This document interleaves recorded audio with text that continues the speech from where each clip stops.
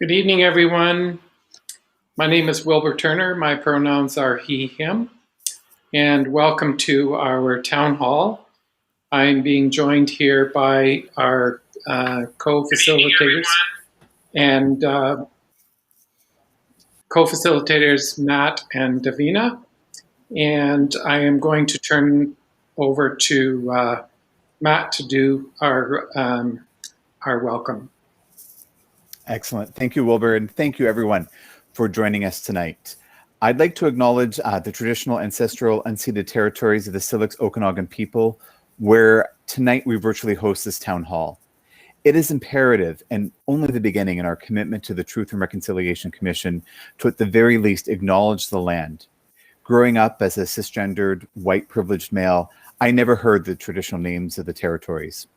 First Nations, Indigenous, Inuit, and Métis people were talked about in the past tense, and all the struggles they faced were in the past tense as well. It is easier to deny Indigenous people their rights if we historicize their struggles and simply pretend they don't exist.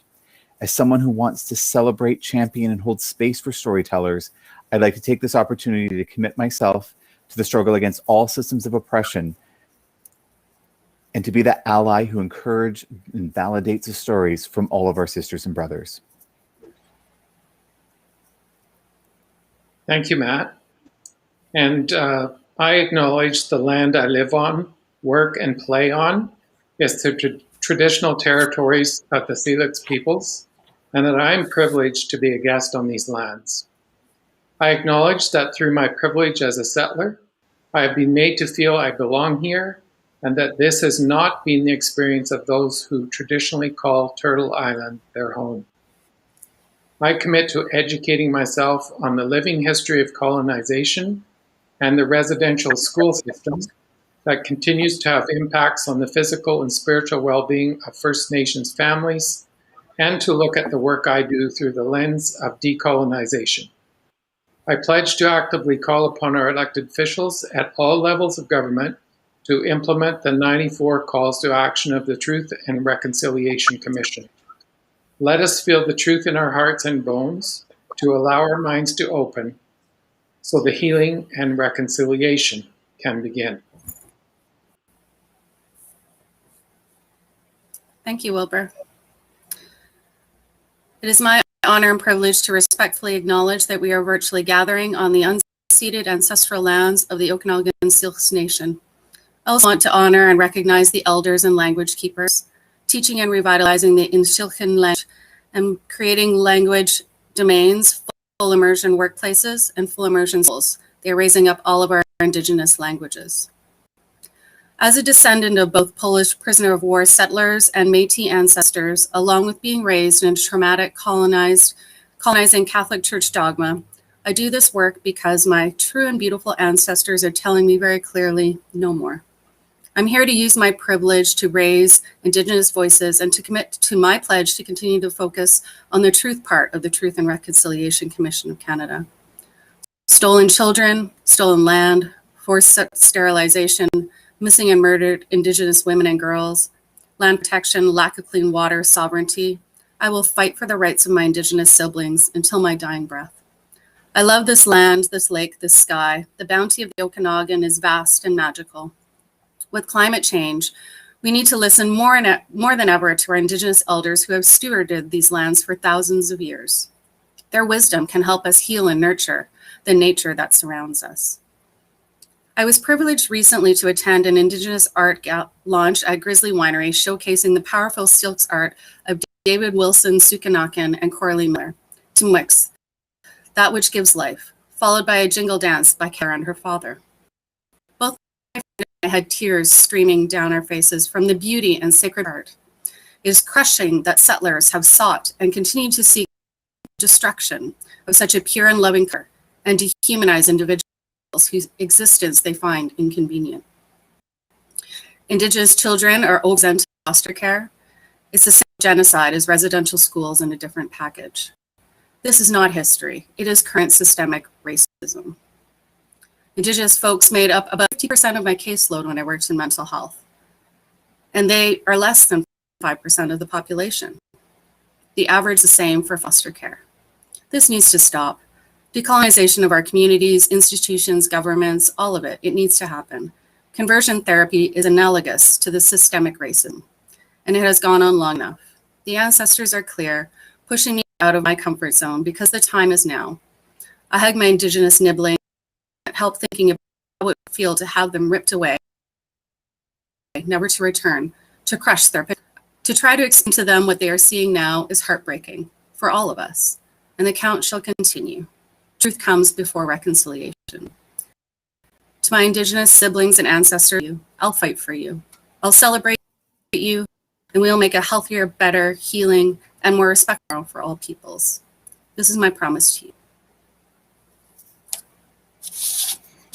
Davina and Wilbur, thank you so much. And again, I want to call out and thank everyone who's watching our live stream right now and for joining us and participating in tonight's town hall. Over the next few minutes, I'm just going to go over our agenda in terms of next steps and then let you know what to expect. So tonight, we have several things with this town hall. There's going to be a panel discussion. We will have some videos as well.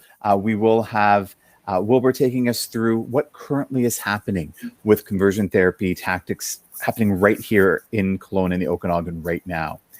And then we'll get into a discussion around the Conversion Therapy Ban Task Force and what that will look like, its purpose, its development, and then go into a collective call to action and talk about next steps. Our commitment is to have this wrapped up by 8:30 tonight. We will be monitoring the chat and just let you know that we are holding safe space for respectful dialogue. We want to hear from everybody. Even when we don't agree, we can all agree to hold ourselves to a standard of that respectful dialogue. So that said, we do have a video that we're going to show next. And Davina, I don't know if you'd like to just give some context for this video. Sure. This is a video by Joel Gillies, a very outspoken Indigenous activist in Kelowna that speaks on various levels of government and across institutions across Canada in the efforts to decolonize. And they are very active in some of the roles with the RCMP Safe Places project that we've been working on, which is finally starting to come to fruition. They weren't able to be there here with us tonight, so they have provided a really powerful video, and we're just going to get that queued up right now so you can see what they have to say about conversion therapy in Kelowna. Éalakas le dacla na mayud. Éalakas le dacla gigig main unuxalas. Nugo am Joel Gillies.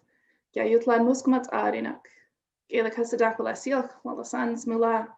So good evening to all of you, my relatives. My name is Joel Gillies. My pronouns are they, them, theirs. Unfortunately, I'm not able to be with you this evening live for the town hall, but I'm so grateful to the Kelowna Pride Society for extending an invite to those of us from the community who can't be present to submit a statement in advance for tonight's conversation. So I've provided this recording for consideration. By its very name, conversion therapy is at best a great lie to make righteous folks feel comfortable in their actions. In reality, it's torture, bullying, and an assault on one's personhood, autonomy, and freedom of choice. It exists with various names such as gender critical therapy, reparative therapy, ex-gay ministries, sexual orientation and gender identity change efforts, to name a few.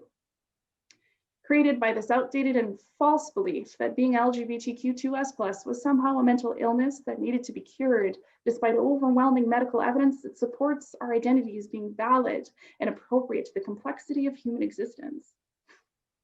You know what else was created as a cure for a form of mental illness or lacking in human virtues? So-called residential schools, what I refer to now as youth residential internment camps. I am Muskumat Awarinuk. I am of the 4 original tribes that's Awarinuk people of the Kwakwaka'wakw Nation.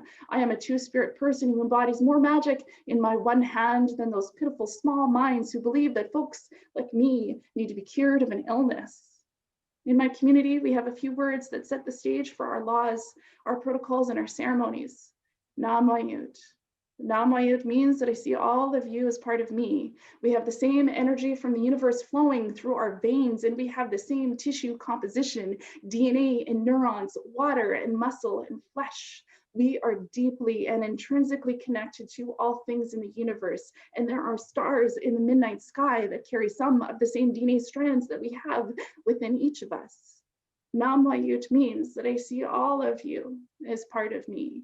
We are one family, one community, one people with a common goal and purpose, to live fruitfully with each other, to build up with each other, to grow and explore with each other, to celebrate each other. Two-Spirit people have existed in my communities for thousands of years.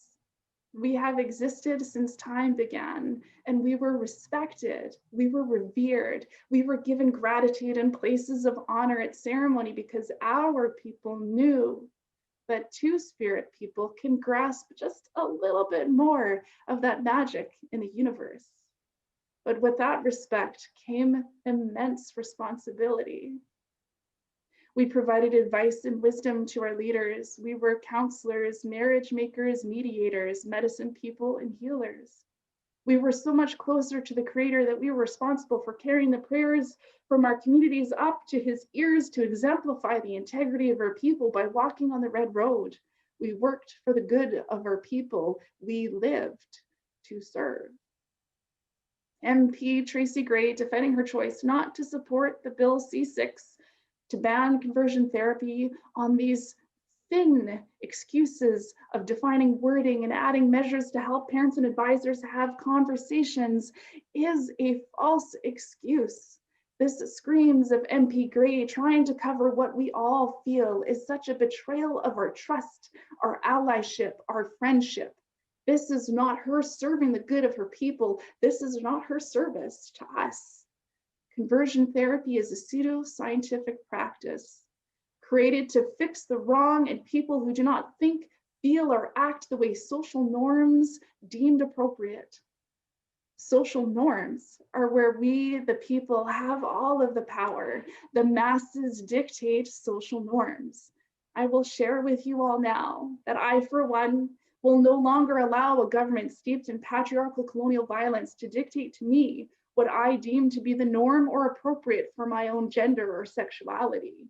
I will stand with the voices of every gay, trans, bisexual, lesbian, two-spirit, gender fluid, demi, ace, pan, queer, or questioning person in the country and say no more. I invite you all to stand with us to bring peace, care, and understanding. Like conciliation efforts with Indigenous peoples, we need every LGBTQ2S plus ally in this deep, hard work.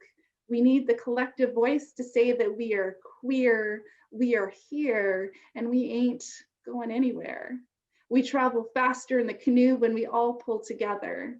Let's set a new destination, one filled with love and acceptance and understanding. Let us see everyone as Namwayut again. Love you all. I am.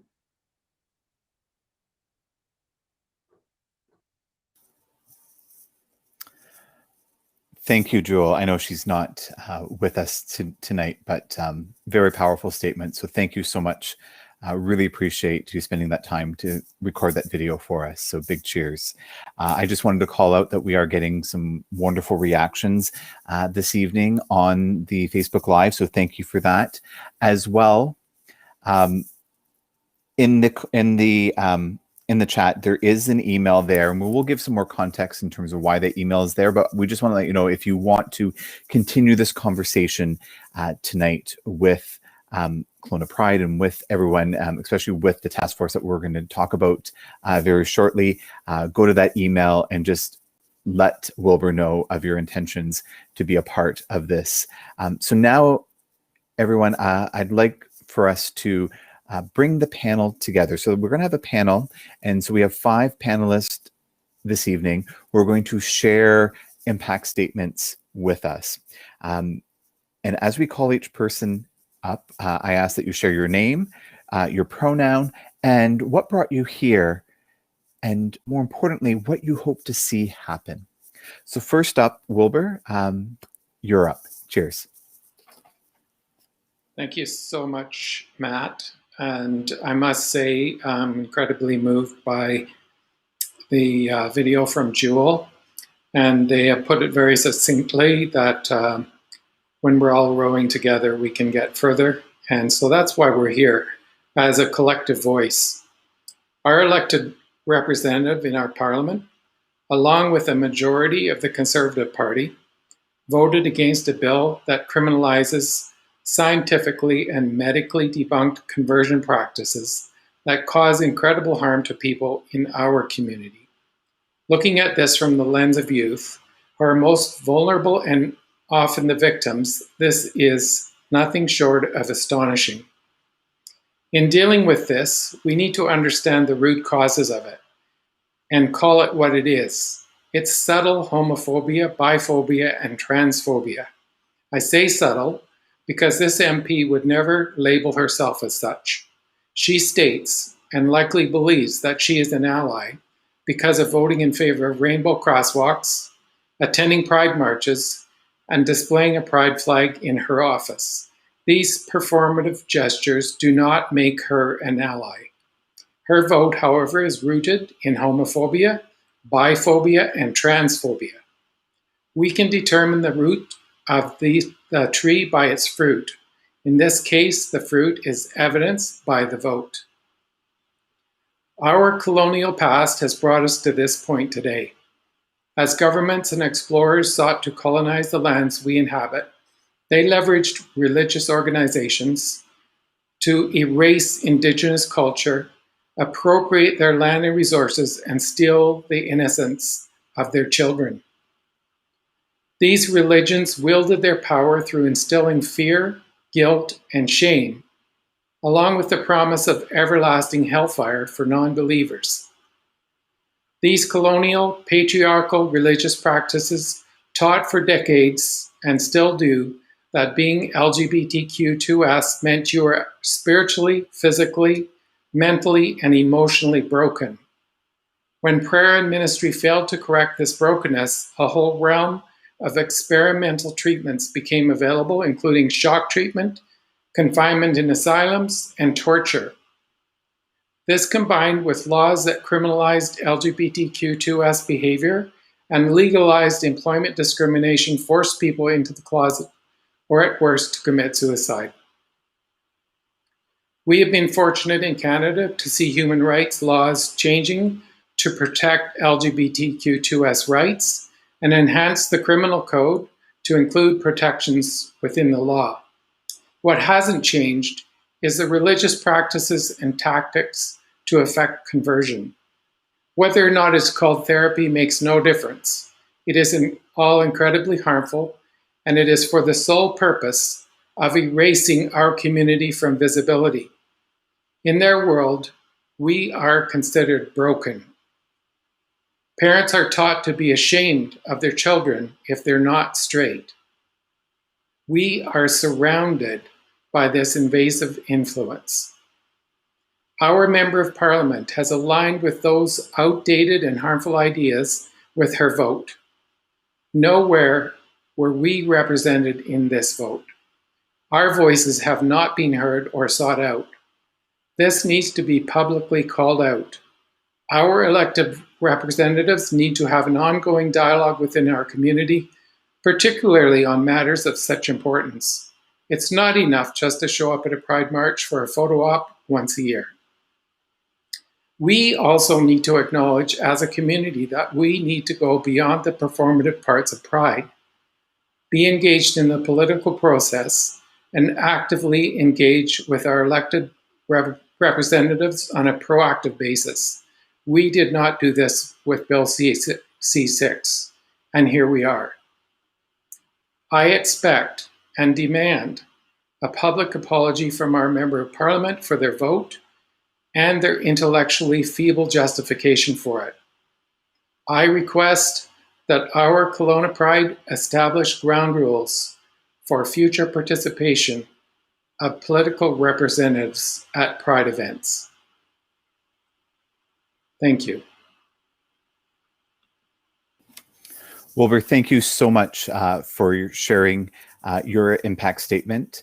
I also want to call out, there's been some wonderful comments in the chat as well. So to continue on with what Wilbur said, later on in this town hall, we will circle back. So Travis, thank you for your comment around the examples of Tracy Gay being an ally is just the bare minimum. If that she failed where it counted. And just to let you know, Travis and everyone on today's town hall, that later on in this evening, we will circle back to talk about, okay, so now what? And that will come. As well, I just also want to thank Shauna, Skylar, and Amanda as well for their beautiful comments about the wonderful video that we did see just before this section. Coming up next now for the panel impact statements, we have Bobby. So Bobby, again, if you can share your pronouns, what brought you here, and what you hope to see happen. Hi, good afternoon, everyone. My name is Bobby Besesser, he, him pronouns. I'm the Director of Communications for the Kelowna Pride Society. And just in here to support the community and voice our disappointment in Tracy Gray's vote against the conversion therapy ban and lack of a substantial reason. I mean, when questioned about it and when she was approached about her decision, there was absolutely no valid reasons given. We were told there were elements of the legislation and the verbiage that needed to be amended, but there was no substantive verbiage that was presented that could have been changed. So to echo in not nearly as eloquently as Wilbur, we do think as a Pride Society moving forward, there would be definitely deeper qualifications in terms of how we engage with politicians moving forward. And to avoid rainbow or pink washing, we need to make sure voting for a crosswalk and appearing in a pride parade, it's great, it's fantastic, we love the support, but it has to be deeper rooted than that. And when it, like Travis said in the comments, when it does matter, that vote did matter. It's probably one of the biggest votes to happen in recent history to impact the community. And disappointingly enough, the vote was against conversion therapy ban. So yeah, just standing in solidarity with the community and expecting better from the politicians here. And so that's kind of basically why I'm here, just to make sure that moving forward, engagement with the Pride Society and with the community, we are mandated to create that safe space where everyone's protected, our voices are heard. We need to make sure we carry the mantle from Wilbur and the team that started the movement here in Kelowna to persons like myself who've recently joined. It's been almost 26 years, I believe, and the work's far from being over. Not to preempt what's coming later on this year, but that's the theme of our Pride Festival this year. There's a lot more work to be done.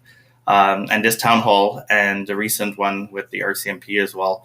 When things like this happen in the community, we need to stand up and have our voices heard. So thanks to everyone for tuning in and all our panelists for joining us this afternoon. Excellent. Thank you, Bobby, so much. We really appreciate your participation this evening. Thank you. Up next, I'd like to invite Casey. Again, Casey, if you can introduce yourself, your pronouns, what brought you here, and what you hope to see happen. Cheers.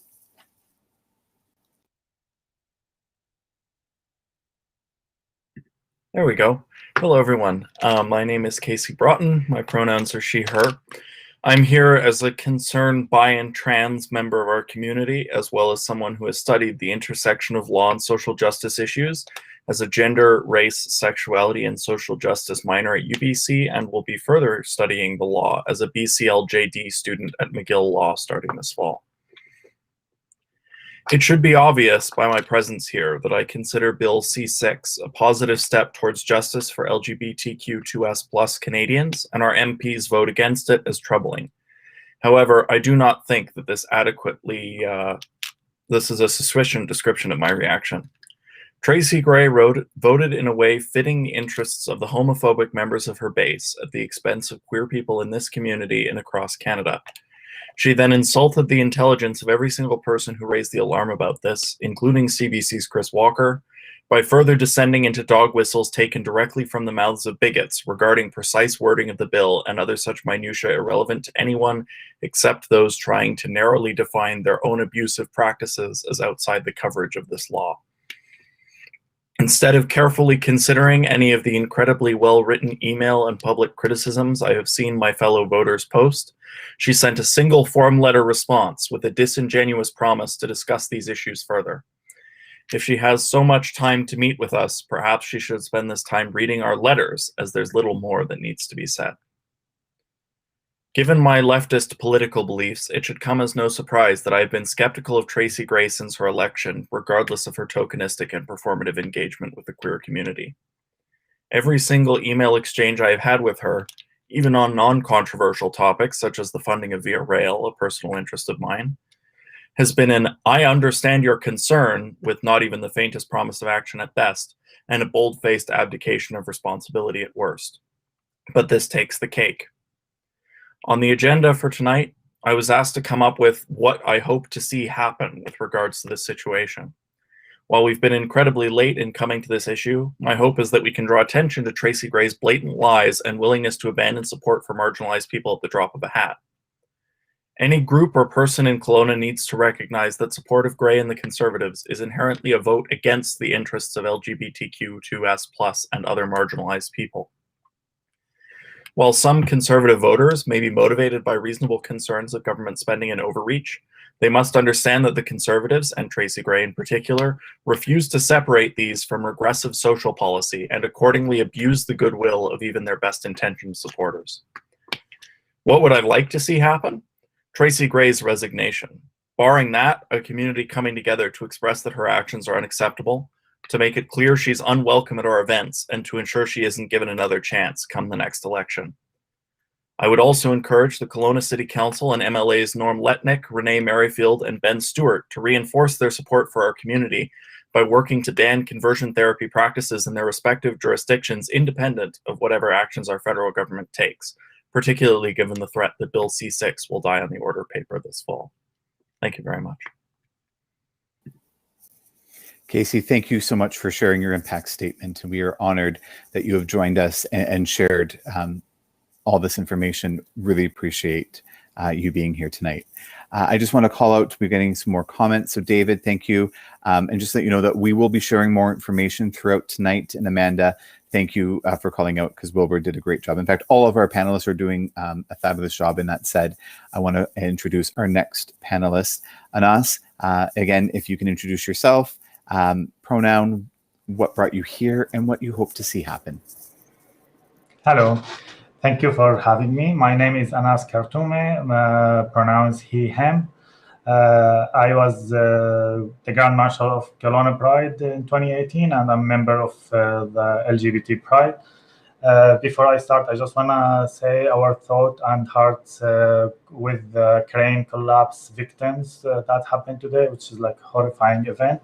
And what brought me here, so I just want to start from the beginning. As you may know, that I came from third world countries who they are governed by dictatorship leaders, and I've never been represented there.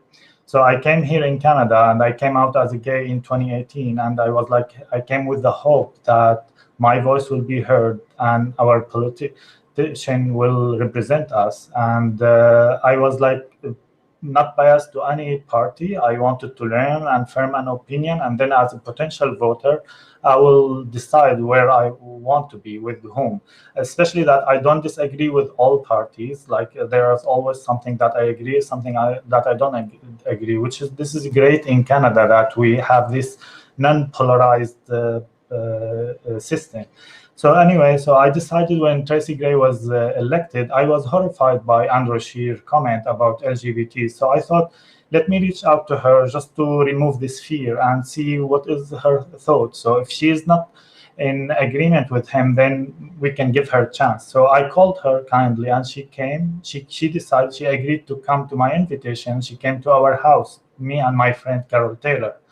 So we talked to her about multiple issues, including LGBTs, and she showed me tremendous support. She was like very humble, very nice to me. And she was like, I know you, I know your story. I'm so happy you are here. I want to support LGBTs. And she started talking about her history. That makes me feel happy. And I start like, that's okay. I'm not gonna go with the wind. I want to give her a chance. I want to learn more about what she thinks. And I kept checking and reading her comments. Some I don't agree, some I'm fine, some whatever.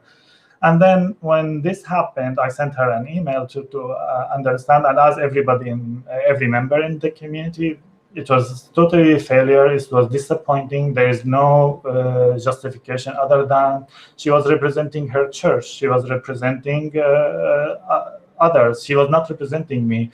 And she said that I consulted with LGBT. My question is, who is this LGBT person that you consulted with?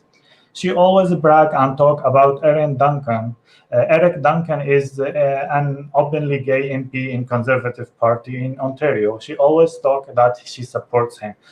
I check his vote. He voted against the banning. So how do you support him while he supported this bill and you didn't support that? So this is like really like disappointing to me. I just felt I betrayed. I wasted my time. I just gave her the benefit of doubt for any multiple stuff, but now I just feel like I agree with everybody in what you have. I echo what Wilbur and Casey and everyone said, that we need apology. She was not apologetic when she was on CBC. She was like dismissing the fact. She was talking about having a flag in your office doesn't mean that you are alive. It doesn't give me anything. So if you have a flag in your office, and marching in the Pride, which I have never seen her, but she said that she marched at the Pride. This is also doesn't mean we need action from you. Plus, what I want to tell her that when you knock my door and other people's door in the campaign and talking that how you are going to represent us, why you didn't take like 5 minutes and knock one of us door and ask us what our thought of like voting for this bill? Who is this person that you consulted with? And yeah, I just want to repeat what all of you said, that we really need apology, and we need like sincere apology. It's not like just like referring to the fact. And she was misleading everyone. Like after I heard her interview, I asked some of people that who are not biased to any party. I asked them, what did you understand? That she didn't give any like valid reason, and there is nothing comparative with the action that she took. So we really want her to apologize, and we want our future MB to be like to have this guidance for any potential MB who want to participate in the Pride. And I agree with everything you have said, and thank you all for participation. Anas, thank you so much. I mean, from the bottom of our hearts, we really appreciate this. And having you as part of our community just makes this a richer and more fuller community. So thank you. I also want to let you know that you are getting lots of love on Facebook as well. Lots of people who are commenting. So thank you, everybody. And big shout out as well to our amazing team of moderators as well. As we said earlier at the beginning of this town hall, that we want to hold safe space for everyone. We get that, and everyone will agree with each other.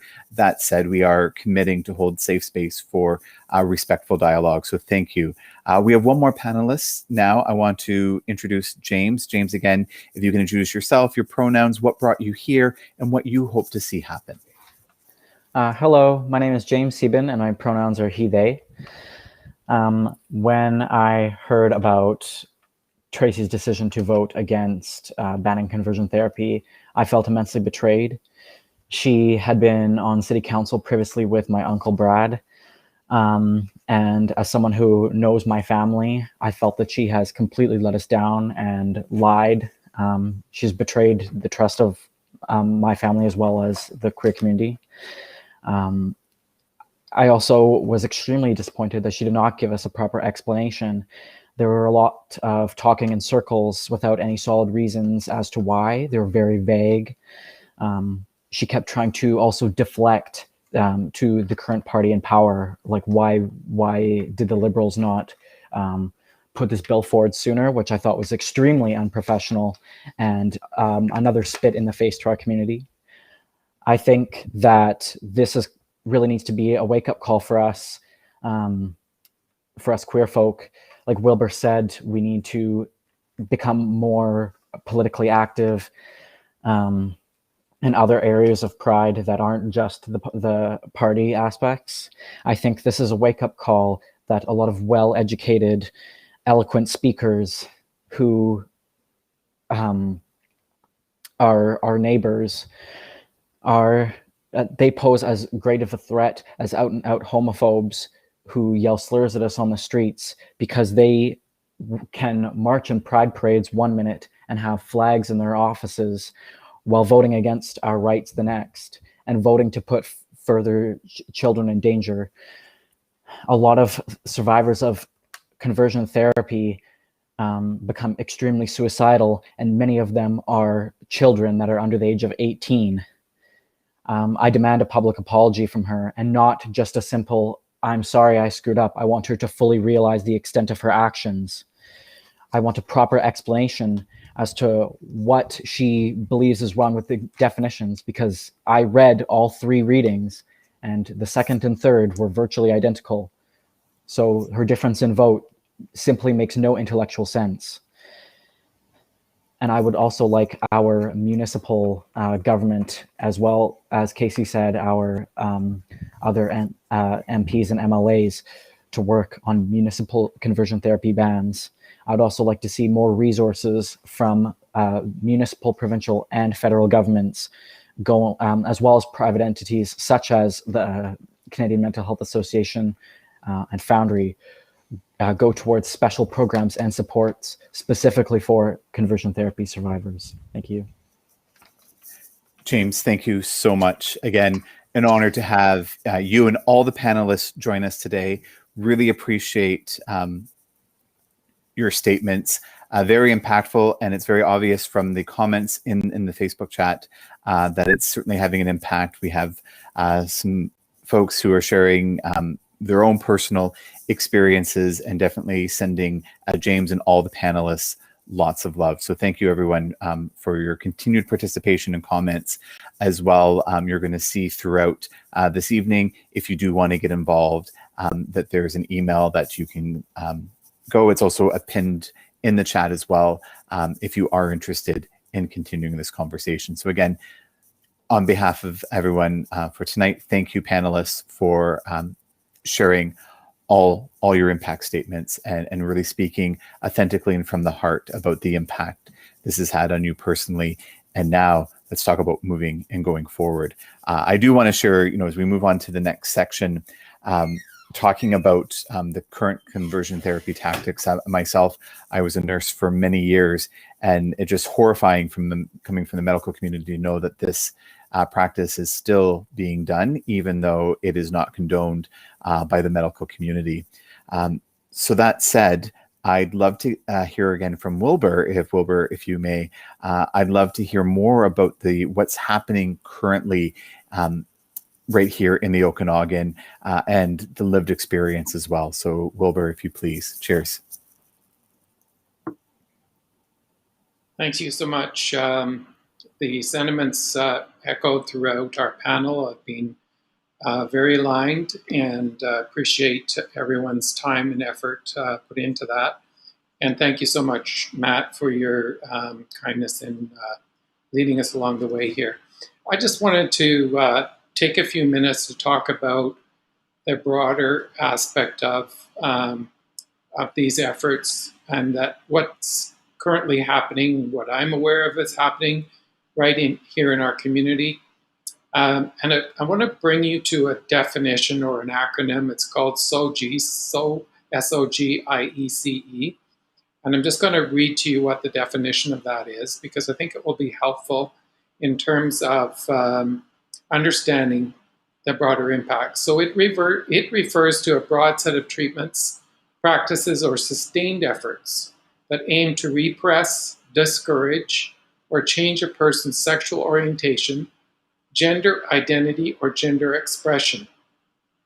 So that is beyond just the term of so-called conversion therapy. And I'm going to say so-called and put it in air quotes, because it isn't therapy.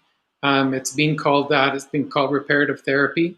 But it is going on right here in the Okanagan, and there is, as James mentioned about needing resources to help people who are impacted by it. I totally agree with that. So a person named Kim came to me. I wrote an article about conversion therapy back in February, and she reached out to me privately because of reading that article and what she was facing. So her and her wife of 17 years joined a local church. And they first talked to the pastor and asked if they were accepted as a gay couple, and asked if there was any other gay couples that went to the church. They were advised by the pastor, whose name is Sandy, that they were welcome and that he wasn't aware of any couples, gay couples, but he was aware of queer people who attended. So incidentally, the congregation had a study over a few months titled Sexuality and LGBTQ. So in that study, it was linked to pedophilia, adultery, and other things that just are very insulting to be talked about in terms of knowing that there is gay or LGBTQ people in your congregation. So when Kim went to one of the elders in the church, whose husband is also a pastor, she went to them with a concern about that, and also with a concern about the amount of information of so-called Christian entities online who are calling being LGBTQ a sin, and that needs to be fixed. And in response, the elder in the church started sending her YouTube videos and books to read about ex-gays and people who had been so-called cured. And then the same person posted in their community group a video called In His Image, which is about an hour and 40 minutes worth of trash talk against LGBTQ people with so-called experts put out by the American Family Association, who are a known hate group for us. And in that video, they claim that the sin of homosexuality, the root cause, comes from the original sin in the Bible of Adam and Eve. And even the pastor made a comment online about the fact that he was getting to, figure out the root cause of homosexuality. So, in other words, this couple have been in this term of SOGIs. This is what's being applied to them.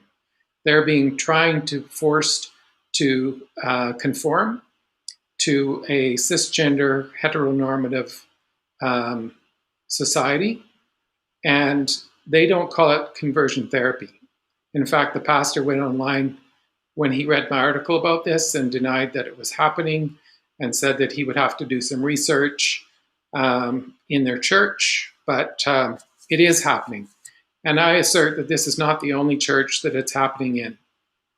So there's many, many people who are impacted by these kind of efforts on a daily basis. And the people who are most vulnerable to this are the youth. And as I mentioned in my opening statement, parents who are taught that this is wrong, this is sin, it can be prayed away, they are the ones that force their children into the closet or into suicide, which is even worse, because they feel that they're ashamed of it and it can't be practiced. So my take on all of this is that there needs to be a way for people like Kim to get some support and some help to deal with this, because right now she feels like she's doing it on her own. And even though I wrote an article about it and someone shared it in a rant and rave group on Facebook, which got a lot of attention, it still feels like a personal, lonely battle for her. I'm sure. And she is actually wanting to make change within that church. She wants to have them to open their hearts and minds to accept people and to realize the harms that they're doing. So we need to look at ways to impact this and make a difference for for people like Kim, and even for people that have. And I know there's people in the chat here that have already shared that they were in a church conversion therapy program and felt very still feel very impacted by it. And I have personal experience with it myself from the church that I was in when I came out and was treated very horribly.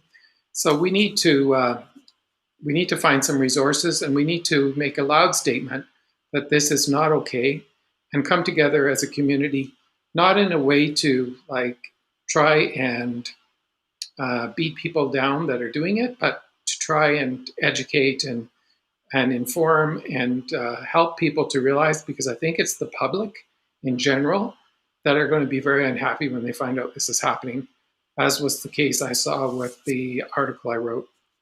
So that's what's happening right now. People are looking, and people might say, well, why are LGBTQ people looking for a church? Well, that's a personal choice, and they should be able to.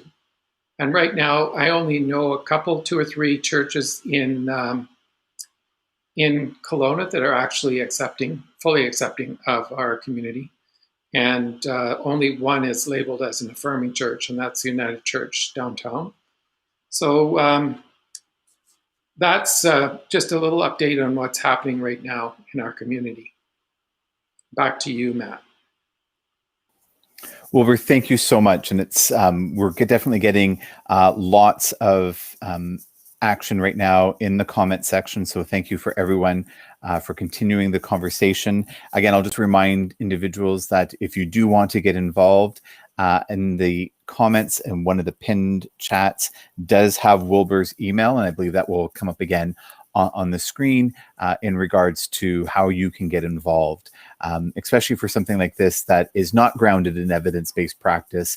In fact, the medical evidence certainly has pointed for many years now that conversion therapy actually does so much harm. And we can certainly see from the comments in the chat, as well as from the impact statements from our panelists, that we know that it's just not in 2021 something that should be happening here in Canada, especially here in the Okanagan.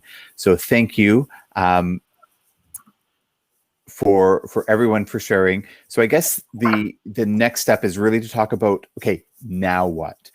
So Wilbur, you've shared, and we've heard throughout the chat here tonight that this is something that's happening. It's current state. This is not history. This is actually happening in our community, and we have a local politician who has voted against conversion therapy ban. So now what? Where do we go from here?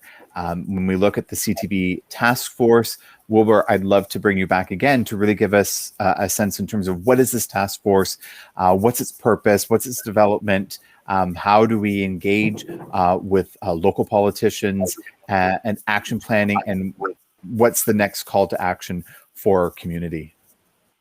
Well, thanks, Matt. So with regard to the email address that is displayed on the screen, that's the email address to get in contact with me if you want to be part of the task force. We're looking for a few community members that are willing to roll up their sleeves and go to work on some of these things and help set the direction of the task force as well. There's a few things that are top of mind for me with regard to the task force. And I actually met with Kelowna Pride actually the day of the vote in the Parliament. So my meeting was set up ahead of that, but we found out that day that the vote, what happened with the vote and our member of Parliament. But it already set up this meeting with Kelowna Pride to get their support for the task force, which generously the board voted in favor of. So the task force will be initially looking at a few things. First of all, the topic of this town hall. It will be to formulate an official response from the community to Tracy Gray. So that will be the first task of the task force. And I noticed that many of us have already contacted her individually, and we've all got replies, and we've all got the very same replies. So we are coming together to develop a public response to that and to her vote. And we realize that she's already voted, she can't undo it, but she can apologize, and she can, the ball will be in her court to come up with ways to repair the damage that she's done if she's able to do that. The other thing that is in the works, which the task force will also be involved in, is to work with the city of Kelowna on a local conversion therapy ban. Now, some of you may know this, I'm not sure if you do, but over 18 municipalities in Canada already have placed bans. So they have bylaws. The latest one was Fort Saskatchewan in Alberta, and incidentally, that's the 12th municipality in Alberta to enact a ban locally. And theirs is called a prohibition of conversion therapy. Many of them are using it in terms of bylaw use, business permits, that kind of thing, where they can limit what people can do under their business licenses. Victoria and Vancouver also have bylaws they have had for some time. So I have already reached out to the city with regard to this. I've spoken to a couple of city councillors who are in favor. I had a meeting with the mayor, and they're doing some research on it. I sent them a kit for municipalities on how to enact a ban, and that's being looked at now, and I'm just waiting for a response and a feedback from that. The other thing that the task force will be looking at, and this was alluded to as something we do need by James, is resources. So supports for people that are facing conversion therapy efforts or conversion efforts, and whether it be past or present. And also, I think it's really, really important that people have a way to report these things. So if they become aware of it, even if it's not something that's directed at them, but if it's directed at our community, there should be a way to report it. There should be a body that takes that information and investigates it. So that is another thing that we will be looking at as well. So initially, it's just getting a few people together to start working on those things. And as I said, the first priority will be the response to our Member of Parliament.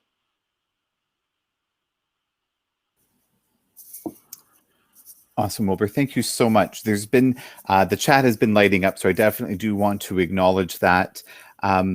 As well, I also want to just call out, we do have the email, which is that way here as well. It's a pinned chat. So Wilbur at advocacy-canada.lgbt. That's the email that we're encouraging everyone who wants to get involved can. Wilbur has done, and the Kelowna Pride has done a lot of amazing work, but let's not put all the work on their shoulders. I'm encouraging everybody to raise their hand and really look at what can we do specifically to really make an impact, not only just with Tracy Gray, but as well for our community, right? So it's one thing that this has happened and we have a local politician who represents us who do not represent us, but as well, how do we support our community? Because I see in the chat, there's several conversations around the support for youth who are part of our community and who might be struggling, who might need support. How do we as a community come together to support them? What support exists currently? How do we move forward? So what I'd love to do, Wilbur, is really have a conversation around what are our next steps? What are the actions that people who are listening today can start taking. And I'd love for us to really circle back on that, as well as circle back on not only the support, how do we report, and then in the future, when we have a politician who is saying one thing and maybe giving very superficial support for our community, is there a way that we can come together to say, look, before you can come for a photo op with us, what needs to happen first before we will allow that? Not to say that we're banning anyone, but there needs to be a certain level of things that need to happen before we say, yes, come and celebrate with us. What does that look like? How do we achieve that? And where do we go from here? So a lot of great open-ended questions.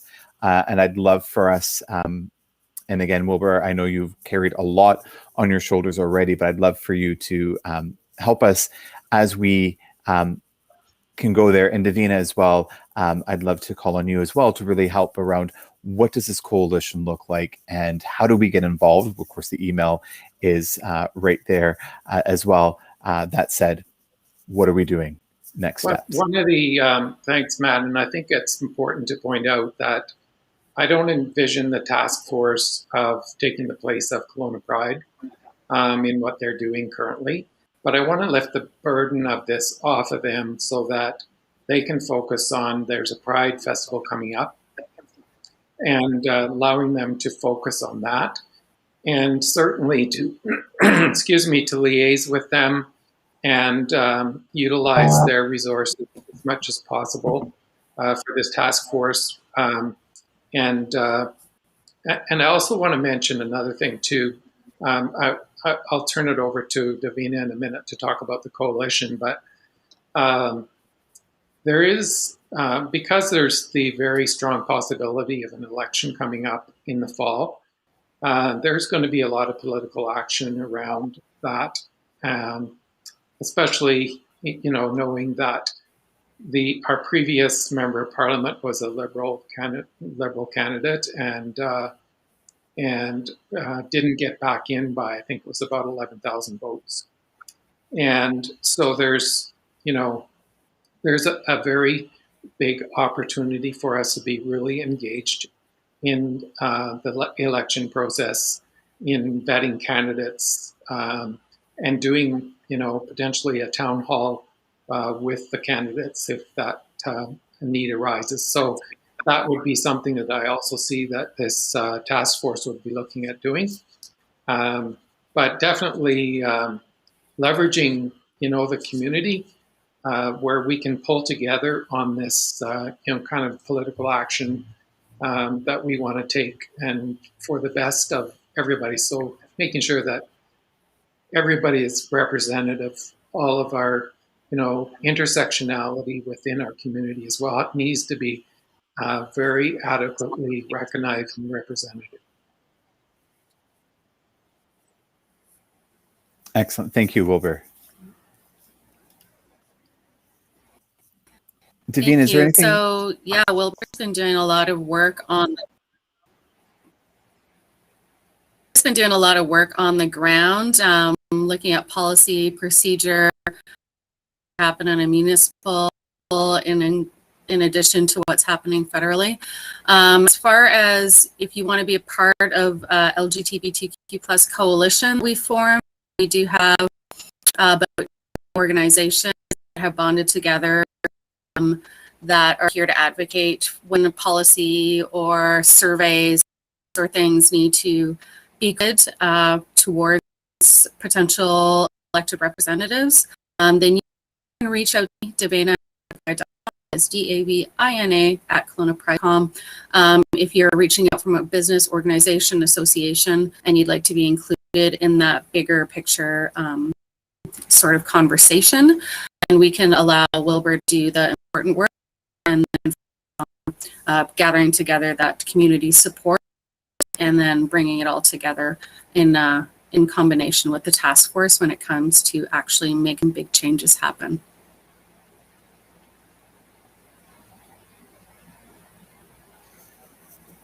Excellent, Davina. Thank you so much. I just want to call it, we've got a lot happening in the chat. So I do want to call Dr. Shauna Taylor, who had an idea that there should also be a registry of practitioners who are religious or counseling affiliates to be investigated and reported and then sanctioned and outed. It's far too easy for non-regulated counselors to hide in the town. And as a nurse myself, I definitely have to agree that there should be a level of professional expectations that's just not happening, and accountability as well in terms of the practice that is happening. I believe we're moving now into our collective call to action. And so I want to circle back to a conversation. I think, Wilbur, it was one of your impact statements earlier today, and I'd love to have a conversation around what should that call for a public apology look like? So I would love to see input in the chat from folks of what they would like to see in that as well, so we can capture it. One of the things that I think is very, very important is to let our member of parliament know that it is unacceptable that we were not consulted on the vote. And she has used the statement that there were many witnesses that she listened to or, read of in the hearings, and as if any of you have bothered to, or had a chance, I shouldn't say bothered, but had a chance to read any of those, they're 99% from the religious right, and they're not representative of people in our community. And if there were people who are now ex-gay or were dealing with sex addiction or porn addiction, which is what some of them were talking about needing therapy for, that's not related to sexual orientation or gender identity or gender expression. So it doesn't really wash. So those are the things that need to be clearly pointed out to her. One of the things that I did mention to her in my letter, my email to her already, is that all of the talking points she has used are from the religious right, who are not our friends. And being that the majority of the members of her party voted against the bill is also a clear message that she was voting along that line. And so that needs to be addressed as well. It also needs to be addressed of her participation in the future, of what that will look like, whether the ground rules are set for that when we send the public message or not. It will still be identified as an issue, and that needs to be resolved. And asking for an apology and putting the ball in her court and asking for her to let us know what actions she plans to take to repair the damage. Because when Chris Walker asked her that on the interview, she evaded the question. She did not answer the question at all. So I think those are part of it as well. And so with that, I think is kind of where my mind's at with it. Excellent, Wilbur. Thank you for that. I just wanted to call out, Kelowna Pride has commented in reply to someone with the Kelowna Pride website that directs individuals to the resources that are available, because I know that was a topic of concern in the chat. I'd love to hear, whether it's in the chat or maybe even from one of our panelists, what their thoughts are on what this call for a public apology might look like, and their thoughts as well. So for those at home, please respond in the chat. And for anyone on the panelists who are up here, feel free to unmute yourself and share your thoughts as well. I'd be happy to make a comment if nobody else is going to. So I mentioned in my impact statement earlier that I do honestly think that calling for Tracy Gray's resignation is not only justifiable, it's incredibly warranted in my view. She has broken fundamental promises she's made to the queer community, which is a substantial portion of the population of Kelowna. And I think accordingly, it would not be out of line for us to call for her resignation. With regards to an apology, I would like to see that as well. It's not my ideal ending. Of course, I suppose the ideal would be that she didn't vote this way in the first place, but here we are. I did mention in her, I wrote as I mentioned in my speech, I wrote an email to her, as did many people, got the form letter response back, and then I composed a longer email responding to that form letter response. Had plenty of time to read it from everybody else. And among other things that I mention, in the conclusion of that email, I wrote, I appreciate your offer to meet with me either in person or remotely. I must respectfully decline. I work full-time and there are other members of this community who'd be better informed. However, I'm not sure if many of them would be willing to meet with you given continued doubts about your commitment to our community. I again urge you to make a public statement and recognize your mistakes. And I think that's the key thing here, is that there's a constant justification. I don't want to hear her say, this is why I justified, and I realize now that I was wrong. What I want her to say is that I was wrong to vote this way, and I was wrong to defend it in the way that I did. Again, ideally, not being our representative anymore, because I don't know if I can personally trust her again with trying to email her about issues. But if an apology is something that can happen, that would be something I would support. And I would hope that it's not further spin and justification, but a genuine recognition of her mistakes. Excellent, Casey. Thank you so much. I also want to call out that throughout the chat that we have several different themes. And I'm going to call on Dustin if you'd like to join us just to really go through the themes of what you're seeing in the chat with us tonight. And while you're doing that, I'd just like to respond to Carrie's comment about a coordinated statement to the media. Absolutely, 100% behind that, and that's definitely the plan. Excellent.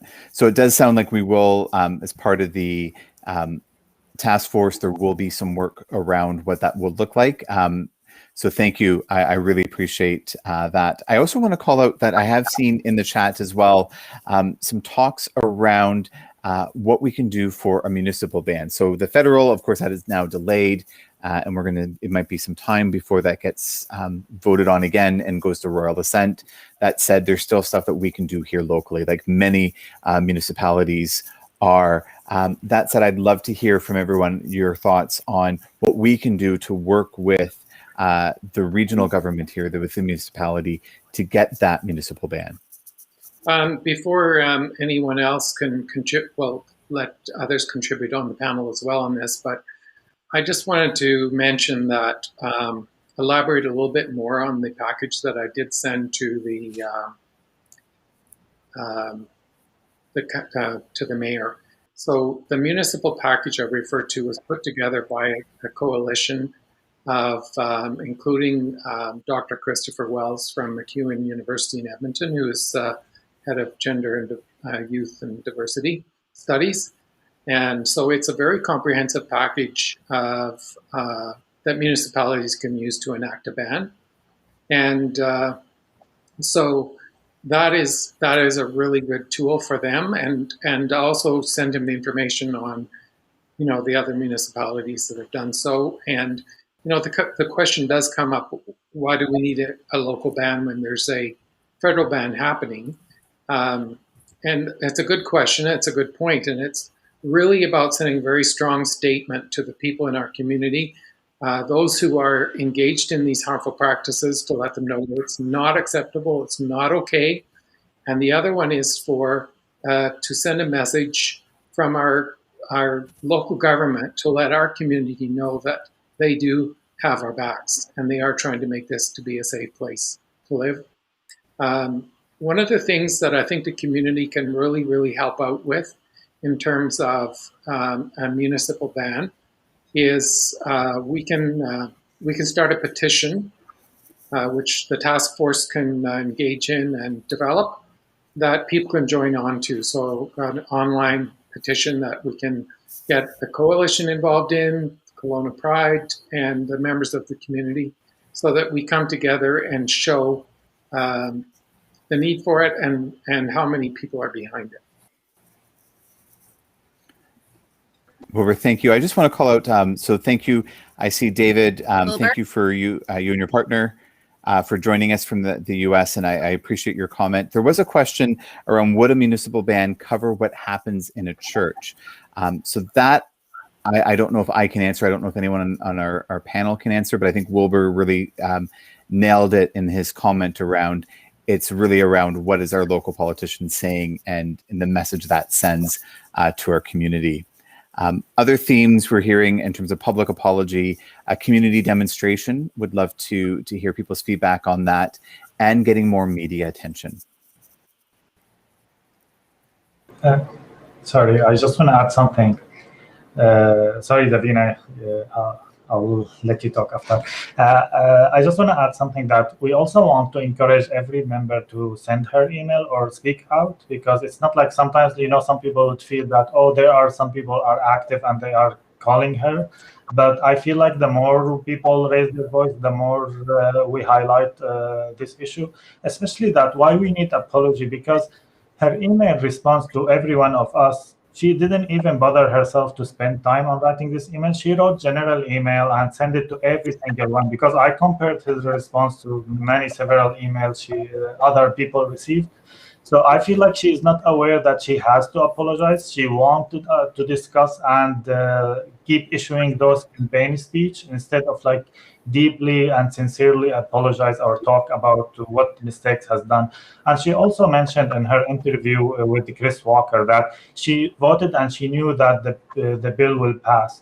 This is not a reasonable conclusion. Like, this is not representation of us. Like, what if it didn't pass? Like, you are relying on the Liberal and NDP to pass it, and you voted. I don't know. Like, it's just like not an answer. And I want to thank you all of you. Thank you, Davina. Sorry for interruption. If you want to talk. Anas, thank you for sharing. Really, really appreciate fine, your input. Yeah. So we are getting some questions in the chat just around, would these religious organizations be able to use their status as a religious institution to avoid, and it sounds like in terms of the conversations in the chat that that would not be, that in fact in the charter they can limit charter rights if reasonable, and violating someone else's rights are reasonable. And so there has been precedents from what I'm understanding in the conversation around that this is something that would have legal standing if a local municipal ban were to be put into place. Does anyone else have any other opinions around whether or not that would have legal standing? I can't speak to the power of municipal government, but I can say that there have been notable Supreme Court cases in Canadian history that have placed other rights above religious rights, especially equality rights. Probably the most infamous for those of us in BC was the Trinity Western University case a while ago, which was a lawsuit on the basis that they felt they were being discriminated against based on religion, and the Supreme Court held that, in fact, that the discrimination was permissible because they held that equality rights that were being violated by TWU were more significant than the religious rights being infringed. What that means to a case in this particular case, I can't say. I am not yet a lawyer, hope to be soonish. But there is certainly precedent that establishes that equality rights can trump religious rights. Excellent. Thank you, Casey, for sharing. I see there's quite a few different questions coming in as well, and definitely want to continue this conversation. But I also want to just sort of steer us into some more next steps as well. So just know that we would love to continue these conversations. And that said, a lot of this, the task force will be looking at, but I'm really curious.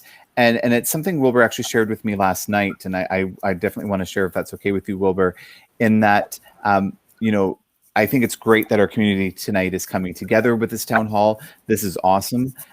But the call out I'd love to make is it's happening after the fact, right? And where were we as a community before, when consultation on this bill was happening? Because we know that the individuals that Tracy was mentioning that she had consulted with, which were all from one side of the story, did not include us, right? And so where does the responsibility lie within our community to have a louder voice at that table.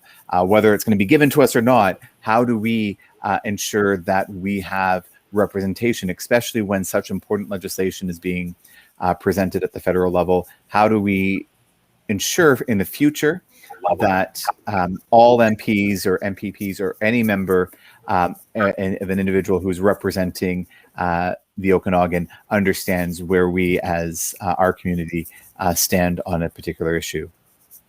That's a really great point, Matt. And in this case, we were not invited to the table. And that's why we are creating the table, and we will do the inviting. So it's an important distinction to make in terms of creating the space for the conversation.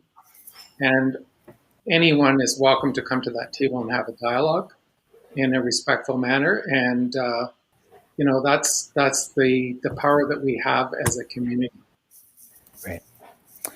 I want to just call out, there's a comment from Carrie, perhaps the governmental affairs rep on the Kelowna Pride board. I will certainly leave that for Kelowna Pride to decide for the board. But that said, I do know that other Pride organizations across Canada and the US do have on their board representations for that government representation, so that they can bring forward, especially when it comes to important legislation, can bring forward to that. So excellent call out, Carrie. Thank you for that, because I think that is something that can certainly be really powerful, impactful. I do want to call out the time. I know we're at 8:18 right now.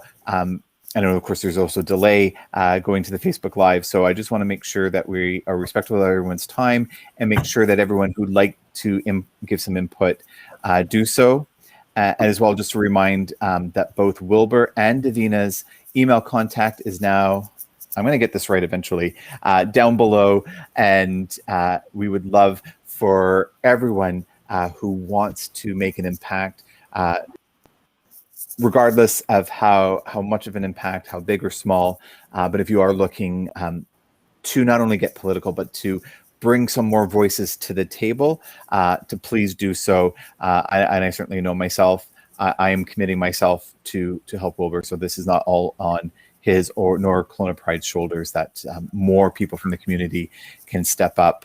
And again, I'm sorry, I'm trying to read the chat at the same time. So I know there's a lot going on. So I'd love to also, as I read the chat, throw it open to the panel as well, if anyone would love to add some final statements before we do wrap up for tonight.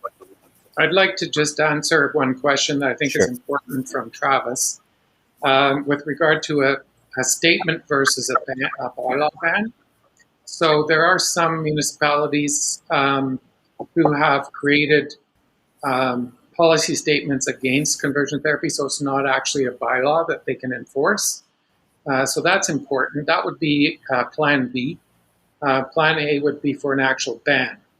And it's really, there's many different ways to, there's multiple ways for a ban to take place in amending an existing bylaw usually.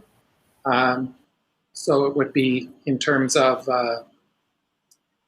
business license practices and those kind of things. So there's two ways that it could be approached, and my preference would be, of course, for a complete ban.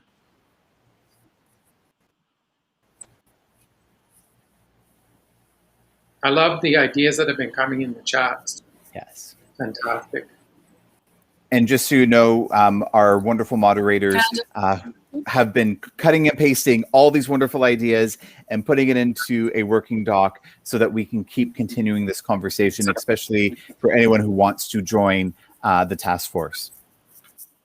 Davina, I cut you off. My apologies. Oh, that's okay. I really love the comments from Shauna Taylor that Dylan's posted in our chat here.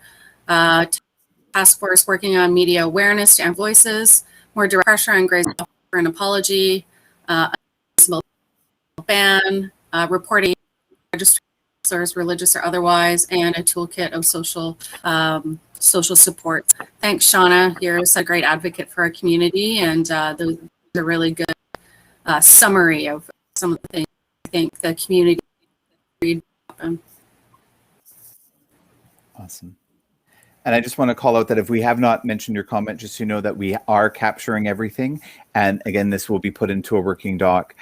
So just in lieu of time, knowing that we are wrapping up, in terms of next steps, Wilbur, if people are, I'm hopefully have been emailing you throughout tonight. That said, what's the next steps? What can we expect from the task force, and what are sort of the timelines that we can expect to be able to help you? So I would expect, hopefully we can get some good feedback or input from people wanting to be part of the task force. Already have 3 people, so that's 4, including me, so that's awesome. We'll get started as soon as possible, based, kind of on my work schedule and time available. But I would expect that we will get set. The first thing we're going to probably be doing is setting up a way to communicate with everyone and having ongoing engagement. So that will be our first task, and I would hope to have that done within like about a week's time. Awesome. Wilbur, thank you so much. Davina, any final comments for everyone tonight? Just to continue to send me your emails and let me know what's on your mind, because all the emails I did receive, especially through the Pride Society Hangout, is why we brought these folks together tonight. If we didn't address your question, you put in the comments, all of us will be going through, panel members, moderators, KPS board members, be going through and answering what we can. And if we can't, then we will commit to trying to answer those questions for you. So please continue to follow up and continue to follow our progress on the Pride page and the Society Hangout. Your voices collectively is why this town hall happened tonight, and we'll look up things are important. Excellent, thank you. And Carrie, thank you so much for your call out and for the sign of support from Transparent Okanagan. We really appreciate this. So thank you so much, Carrie, for that. And so without further ado, I know we can continue on this conversation, but I want to respect everyone's time, and we do have a video to take us out. But that said, before we go to our final video, I want to just call out. So everyone who joined us today, thank you. Thank you. Thank you. As a community, we are coming together. I think this is a real first for our community to really see some organized action. Let's get on that table, whether they invite us or not, and let's be focused and really come in as a community. I want to thank all our wonderful panelists. Seriously, thank you, everyone. I'm going to forget everyone's name. So thank you, Wilbur, Bobby, Casey, and us, and James. Really appreciate you sharing your impact. Thank you so much. As well, I want to give a call out. You might not have seen them, but Dylan and Dustin for moderating, for really keeping our chat community a safe space for everybody. Really appreciate that, and thank you so much to Wilbur and Davina and Kelowna Pride for putting this together. So appreciative, and we're going to end this tonight. Davina, if you want to bring us home with a beautiful video to end this. Thank you again, everyone. Great, and thank you, Matt, for stepping up as a community member to make sure that this conversation was community driven. We are going to be continuing to engage with the community because Kelowna Pride is just voice. We're just a platform for your voices, and people like Matt that step up to the plate to help us get these important topics out into the community. You made a huge difference tonight. I'm so grateful for it, Matt. So the next I'm going to play, just to end the evening on a positive note. I mentioned I had the privilege of watching Candace Jack and her father perform at Grizzly Winery. Candace, and she has gifted us this beautiful jingle dance video. And throughout history, women have acted as caregivers and healers. Today, the jingle dress acts as a reference to the power of women. It is a gift to be able to dance. The jingle dress is a gift from the Creator. The rhythmic sounds of the jingles is said to be more distinct. Some liken it to the sound of raindrops on a tin roof.